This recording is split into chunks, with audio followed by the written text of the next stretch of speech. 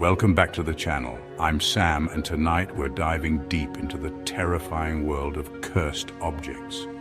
These aren't just dusty relics, they're vessels of dread, imbued with the power to ruin lives.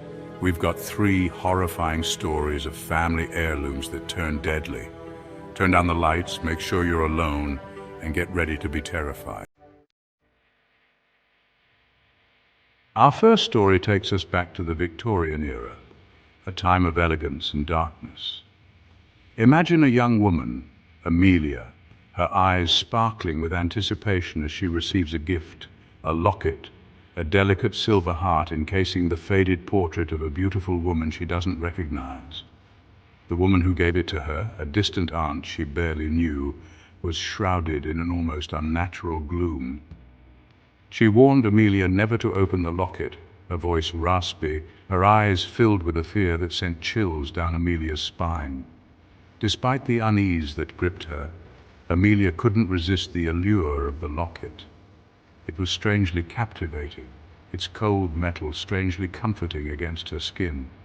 Days turned into weeks, and the warning from her aunt faded into the back of Amelia's mind. One night, curiosity overwhelmed her. The gaslights in her room flickered, casting long dancing shadows as she pried open the locket.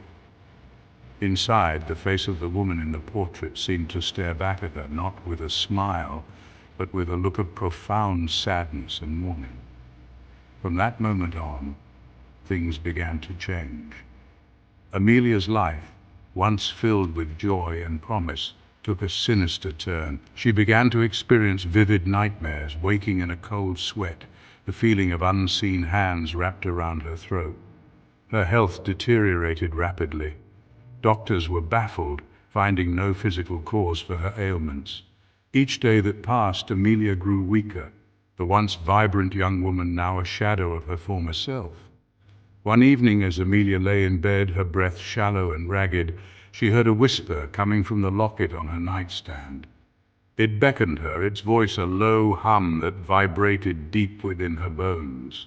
She reached for the locket, her fingers trembling, and as she touched its cold surface, she was flooded with horrific visions. She saw the woman from the portrait, her eyes filled with a terrible rage, and she saw a string of other unfortunate souls, each bound to the locket, each meeting a gruesome end. Amelia finally understood. The locket wasn't just an heirloom, it was a curse. It fed off the life force of its wearer, growing stronger with each passing generation. With a final shuddering breath, Amelia succumbed to the curse of the locket, her face forever frozen in a mask of terror. Be careful what you inherit, for some family treasures are best left buried in the past. Our next tale of cursed objects takes us to a dusty antique shop crammed with forgotten relics and whispering secrets. John, an art enthusiast, stumbled upon a stunning antique mirror tucked away in a dimly lit corner. Its ornate frame was crafted from dark, polished wood, and the glass seemed to hold a strange depth, as if it were a gateway to another realm. He felt strangely drawn to it. Despite the shopkeeper's reluctance to sell, John purchased the mirror, ignoring the prickling sensation on the back of his neck. He dismissed it as excitement over his new acquisition. He hung the mirror above the fireplace in his study, its presence immediately changing the atmosphere of the room. The air grew heavy, colder, and a faint scent of damp earth lingered. John couldn't shake the feeling that he was being watched. He started noticing fleeting movements in the mirror's reflection, shadows at the edge of his vision. One night, as John sat reading by the fire, he glanced up at the mirror and froze. Staring back at him wasn't his own reflection, but the ghostly image of a young woman.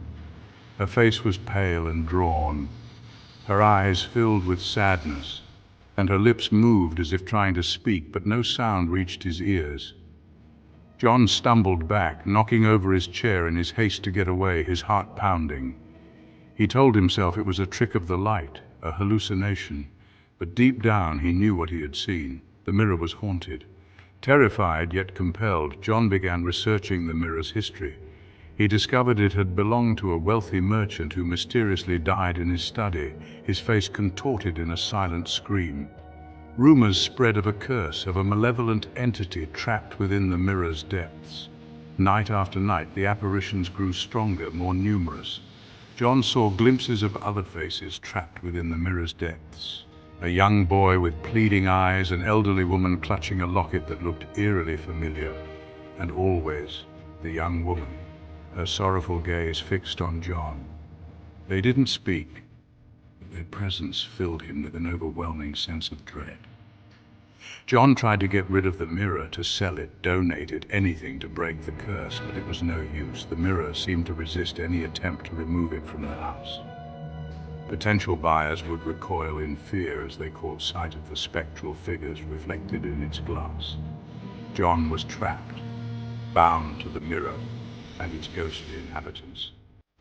One by one, the apparitions began to emerge from the mirror, their forms solidifying, their eyes burning with a cold, ethereal light. They reached for John, their touch sending icy shivers down his spine. The next morning, John was found in his study, his face a mask of terror, his eyes staring blankly at his own reflection in the haunted mirror. Chapter 3. The Possessed Doll. Our final tale takes us to a quaint two-story house on a tree-lined street, a place that should be filled with the laughter of children, but was instead shrouded in an unsettling silence. The Harper family had recently inherited their grandmother's home, a rambling Victorian mansion filled with a lifetime of memories and a dark secret. Among the antique furniture and dusty boxes, they discovered a wooden chest tucked away in the attic. Inside, nestled amongst yellowed lace and faded photographs, was a porcelain doll. Its rosy cheeks and painted-on smile seemed at odds with the feeling of unease that settled over them. Little Emily, their daughter, was immediately drawn to the doll. Her eyes lit up with childish delight, and she begged her parents to let her keep it. Despite their reservations, there was something about the doll's vacant blue eyes that unsettled them.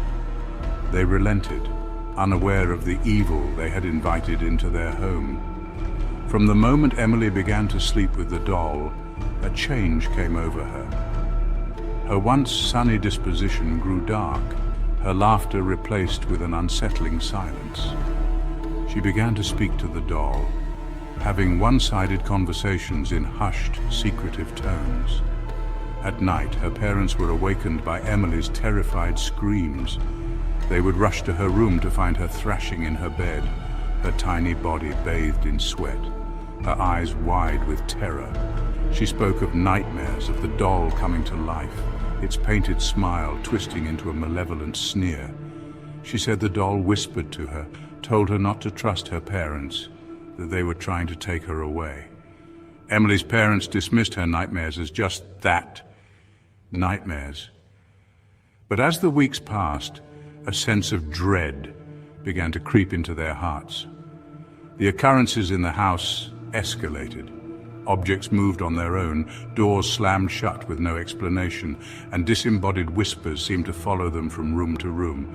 The temperature in Emily's room would plummet, even on the hottest summer days, a bone-chilling cold that clung to the air. One evening, Emily's father, desperate to find an explanation for the terrifying events that plagued their home, decided to set up a video camera in Emily's room while she slept. He hoped to capture evidence of Emily's nightmares, proof that would convince his wife that something was terribly wrong. What the camera captured sent chills down his spine. In the dead of night, as Emily tossed and turned in her sleep, the doll, which Emily's mother swore she had placed on the top shelf of the closet, began to move. It crawled down from the shelf, its porcelain limbs clicking against the wooden surface. It dragged itself across the floor, leaving a trail of dust in its wake, and slowly, menacingly, it made its way to Emily's bedside. The doll's head swiveled, its painted eyes seeming to focus on the camera with an unnerving intensity. Then it turned its attention back to Emily. The camera captured the moment the doll's expression shifted. Its painted smile widened into a grotesque grin, revealing rows of sharp, pointed teeth. The family was forced to move, leaving behind the possessed doll and the horrifying memories it held. Some toys, it seems, are best left untouched, their innocent facade hiding a darkness that runs deeper than anyone could imagine. So there you have it, 3 chilling tales of haunted family heirlooms and the devastating effects they have on those who possess them. If you enjoyed tonight's stories, be sure to give this video a thumbs up and subscribe to the channel for more terrifying tales from the darkest corners of the world. And be sure to let me know in the comments below if you have ever encountered a cursed object or experienced anything unexplainable. Until next time, sleep tight and be careful what you bring home with you.